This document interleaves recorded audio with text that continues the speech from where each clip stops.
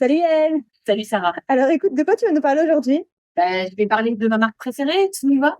Tu sais que depuis que j'ai commencé à écrire et à parler de consommation, je me suis intéressée en permanence à la société Tsunuva parce que je trouve que c'est le symbole le plus important de tout ce qui s'est passé de mal dans l'industrie agroalimentaire en Israël et qui fait qu'aujourd'hui, Israël est un des pays les plus chers du monde. Le lait est un produit de base qui doit être vendu à un prix raisonnable pour les familles. Donc, qu'est-ce qui se passe? J'ai une ferme, j'ai une vache, je traite ma vache et j'obtiens du lait. Que j'ai 3 vaches ou que j'ai 100 vaches, la laiterie, donc Tnuva ou Tara ou la laiterie de Ramat Agolan va m'acheter ce lait au même prix.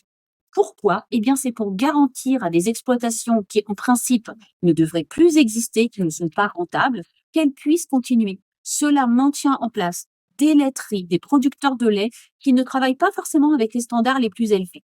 Ensuite, les laiteries vont être obligées d'homogénéiser, de préparer ce lait et de le vendre au supermarché à un prix qui est fixé par l'État. Elles se plaignent sans cesse que ce prix est trop bas.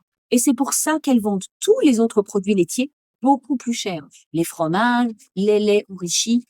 Plusieurs fois par an, il y a des guerres entre l'État et les laiteries qui veulent qu'on leur augmente le prix de l'État, le prix supervisé par l'État.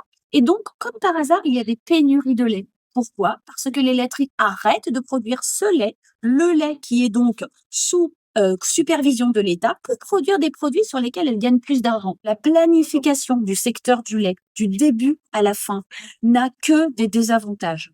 On garantit à des exploitations qui ne devraient plus exister de leur acheter leur lait à un prix exagéré.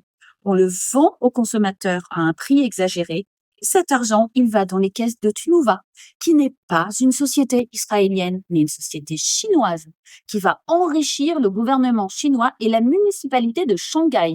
Donc attention, quand on mélange bourse, capitalisme sauvage, mondialisation et nationalisme alimentaire ou souveraineté alimentaire, le mélange ne fonctionne pas. L'État devrait intervenir ou garantir tout du moins que cet argent arrive aux fermes comme il le faut, dans des bonnes conditions, pour payer des salariés correctement et que la société qui nous vend notre lait est vraiment une société israélienne.